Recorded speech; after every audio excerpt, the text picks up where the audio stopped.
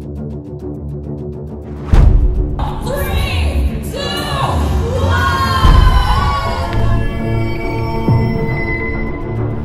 everyone! Lumabas na ang iPhone 16 at inaabangan ito ng ating mga kababayan na tumatangkilik sa Apple products. In this video, tingnan natin yung mga nasa number 1 line sa pagbili ng iPhone 16. Tingnan din natin ang masayang kaganapan sa unang paglabas ng iPhone 16 sa mga Apple Store. Panoorin natin ang video na ito. Ito yung nasa number 1 line sa Uptown BGC Mall sa Beyond the Box. Panoorin natin ang masayang opening ng iPhone 16.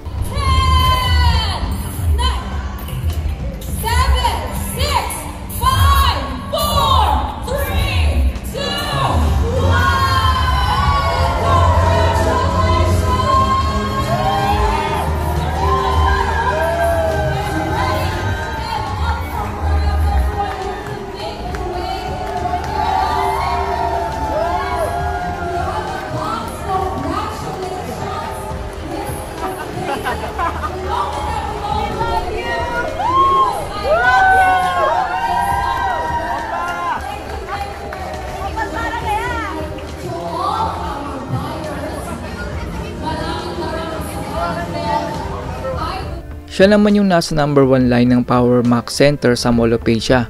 Ang gusto ko dyan sa Power Mac Center dyan sa Molopecia ay sobrang mababait yung mga employee nila. Doon kasi sa ibang Power Mac ay parang mapangmata yung mga employee na parang sinasabi ng actions nila at mata na hindi ka naman bibili tapos tingin-tingin ka dyan. Parang ganun yung dating nung actions nila saka yung tingin. Pero dito sa Mall of Asia Power Mac, ang babait ng mga employee nila. Kumbaga, nakatingin lang sila tapos sinahayaan ka nila na hawakan yung cellphone na parang hindi ka nila minamata. So, thumbs up sa inyo, Power Mac Mall of Asia. Siya naman yung nasa number 1 line sa pagbili ng iPhone 16 sa Globe Store doon sa SM City Cebu. Panoorin natin ang grand launch ng iPhone 16 sa SM City Cebu. 9, 8, 7, 6, 5, 4, 3, 2, 1. Woo! Unbox, unbox. They're gonna unbox their first US live.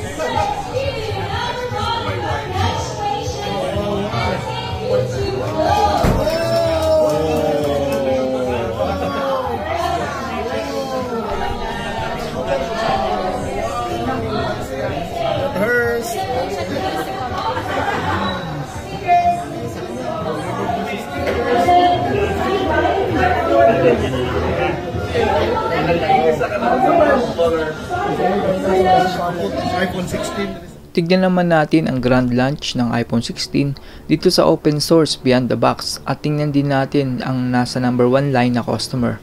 Panoorin natin ang video na ito.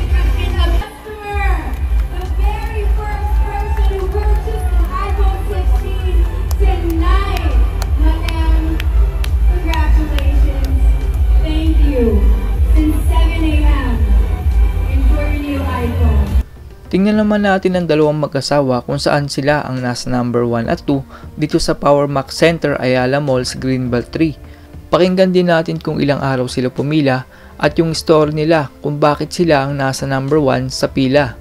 Panoorin natin ang video na ito. Ano ma'am ang nararamdaman nyo na kayo ang unang customer na nakabili ng iPhone 16? Siyempre, sobrang saya. Sobrang saya. Sulit tayo sa freebies. Sulit. Masaya. Overwhelming po. Wala akong masabi. Ano talaga, super saya. Yun lang masabi ko. Kailan pa po kayo pumila dito sa Power Mac at pwede nyo po bang ikwento kung paano kayo naging number 1 sa pila ng pagbili ng iPhone 16? So, I've been falling in line here for October 15, 5 p.m. till now. Way back, nung launch ng iPhone 10, pumipila na rin ako, then iPhone 11, pumipila rin ako. So, alam ko na po yung policy nila. Alam ko na po kung paano yung ano. So, basically, may knowledge na ako. October 15 ng 5 p.m., siguro 7 na kami kasi nag-pre-order kami dyan sa PowerMac. So, sunod-sunod na kami. 7 na kami pumila. Ibig sabihin kung October 15 ay 2 araw na po kayo nandito at nakapila. Paano po kayo nagsisiyar at paano po kayo kumakain kung sakaling aalis po kayo ng pila? Pwede niyo po ba itong ikwento? Ang sabi naman ni PowerMac, unofficial yung line until hindi sila magbibigay ng number. So, ang ginagawa namin, para nag-usap-usap na lang kami dito na CR lang ako, kakain lang ako. So, nag-uusap, kasamahan mo na pumipila yun na nag-uusap-usap naman kami kung paano. Nag-squat kami, may dala na kaming mat, may dala na kaming food, so tubig, ganyan. So, basically, alam na po namin yung gagawin kasi nung una pa, pumipila na talaga ako. This is my 3rd time. First time is the iPhone X, iPhone 11, and this one, iPhone 16. Since palagi po kayo nag-aabang sa lalabas na iPhone models, ay pangilan po kayo noon sa mga number ng pila? Matagal nyo na po bang target na kayo ang maging number 1 sa pila para bumili ng lalabas na iPhone? 8, 9, 7, 6, gano'n. So yung consistent na number 1 kasi dito is from Cebu.